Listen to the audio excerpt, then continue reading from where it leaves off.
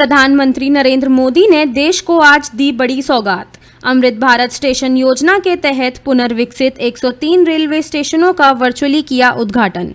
Agra rail मंडल के 15 स्टेशनों को योजना में किया गया था शामिल, जिसमें से 5 का आज पीएम मोदी ने किया उद्घाटन। आगरा के ईदगाह जंक्शन और फतेहाबाद रेलवे स्टेशन का प्रधानमंत्री ने वर्चुअली किया उद्घाटन। पुनर्विकसित ईदगाह जंक्शन पर कई नई ट्रेनों के ठहरने को मिली मंजूरी। आगे आने वाले समय में ईदगाह जंक्शन को मेजर स्टेशन बनाया जाएगा। बताया जा रहा है शहर के भीतर होने के कारण रेल यात्रियों को मिलेगा इस स्टेशन का लाभ। ईदगाह स्टेशन में 13 करोड़ और आगरा मंडल में कुल 40 करोड़ से ज़्यादा की धनराशि से स्टेशनों का किया जाएगा कायाकल्प। प्रोफेसर एसपी सिंह बघेल ने हरी झंडी दिखाकर की शुरुआत। पीएम के कार्यक्रम के बाद सेना के शौर्य और पराक्रम को सलाम करने के लिए निकाली गई तिरंगा यात्रा। आज माननीय प्रधानमंत्री द्वारा पूरे भारतवर्ष में 103 नवनिर्मित अमृत भारत स्टेशनों का देश को लोकार्पण किया गया। इसी क्रम में 5 स्टेशन जो उत्तर मध्य रेलवे के आगरा मंडल में हैं, उनका भी देश को लोकार्पण किया गया। जहां आप खड़े हुए हैं, ये ईदगाह जंक्शन रेलवे स्टेशन है, जिसको अमृत भारत स्टेशन योजना के तहत विकसित कराया गया है और उसका भी आज प्रधानमंत्री द्वारा देश को लोकार्पण किया गया। सुविधा क्या है इसके? यहाँ पर एक तो जैसा आप देख रहे हैं, इसका सर्कुलेटिंग एरिया काफी डेवलप हो गया। जिन्होंने इस स्टेशन को पहले देखा है वो जानते हैं इसकी क्या स्थिति थी और आज इसकी क्या स्थिति है। पार्किंग एरिया डेवलप किया गया है, एक प्लेटफॉर्म नंबर 4 डेवलप किया गया है, नए वेटिंग लॉन्च डेवलप किए गए हैं, वेटिंग हॉल डेवलप किए गए हैं। टोटल लागत की बात करें तो टोटल लागत इस स्टेशन पर करीब 12.8 करोड़ रुपए की लागत आई है।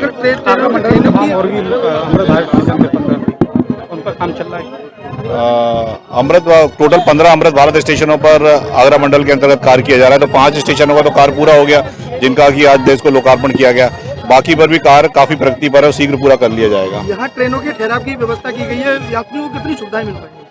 यात्रियों को जो basic minimum essential amenity required होती है पर्टिकुलर कैटेगरी ऑफ स्टेशन के लिए, वो यहाँ पर सारी सुविधाएं ऑलरेडी उपलब्ध हैं। तो जब भी गाड़ियों का स्टॉपेज जो आगरा फोर्ट से यहाँ के लिए शिफ्ट किया जाएगा, तो जो रिक्वायर्ड फैसिलिटी है वो अवेलेबल है यहाँ पर। कितनी ट्रेनों का प्रपोजल हुआ इस समय? इस बारे में कुछ नहीं कमेंट करना चाहूँगा। तो कितनी ट्रेनों प्रपोजल? आगरा वासी और आगरा मंडल के लोगों के लिए बहुत ही आज खुशी का दिन है। ये जो अमृत स्टेशन योजना, भारत स्टेशन योजना जो महत्वाकांक्षी योजना है, आज प्रधानमंत्री जी ने पूरे देश में 103 जो रेलवे स्टेशन का उनको पुनर्जीवित पुनर्विकसित करने का जो काम किया है, उसमें से हमारा भी ईदगाह रेलवे स्टेशन है, जिसमें लगभग 12-13 करोड़ रुपए से विभिन्न काम किए गए हैं। आपने देखा होगा कि ईदगाह में 12.8 करोड़ रुपए लगे हैं।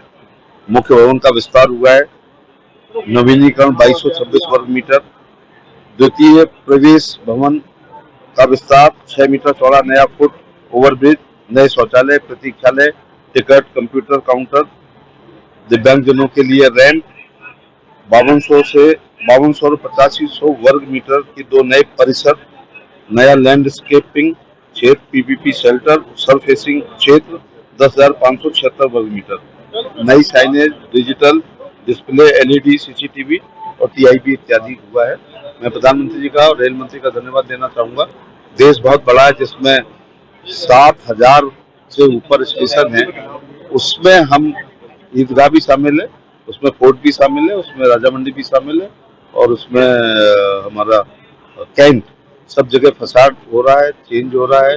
कल्चर का भी आगरा को देखते हुए उसकी संस्कृति, सभ्यता, अध्यात्म भी उसकी डिजाइन में देखा गया और मुख्य बात है यात्रियों को बहुत बड़ी सुविधा मिल रही है। मंत्री, या ट्रेनें भी रुकेंगी? 1 दर्जन से ज्यादा ट्रेनों को ठहराव? एक्चुअली शहर का बहुत बड़ा विस्तार हो रहा है और ईदगाह पर जो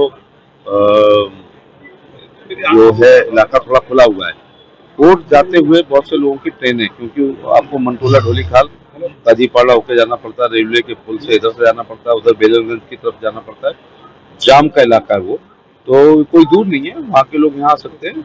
और हम लोग तो इसको बहुत डेवलप कर रहे हैं। अपना राजा मंडी के बाद जो स्टेशन कुछ ट्रेनों का वहाँ पर भी ठहराव हो रहा है। क्या नाम है? हाँ, बिल्लोचपुरा।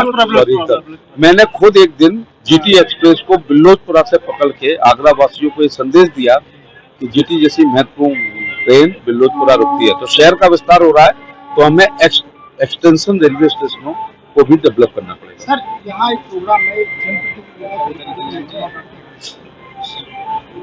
जब हम लोग संसदीय लोग हैं, पार्लियामेंटेरियन हैं या विधायक हैं, जो शब्द हम असंसदीय शब्द जो विधानसभा और लोकसभा में नहीं बोल सकते हैं, सार्वजनिक जीवन में भी हमें उन शब्दों का प्रयोग नहीं करना चाहिए। कार्यपालिका, विधायिका, न्यायपालिका और मीडिया को आपस में तालमेल रखना है। बंद कमरा खुली बात के सिद्धांत पर हमें समीक्षा करनी चाहिए, सार्वजनिक रूप से टीका टिप्पणी नहीं करनी चाहिए। जहाँ तक रेलवे का एनक्रोचमेंट है, पूरे देश में है और धीरे धीरे उसको मुक्त भी कराया जा रहा है।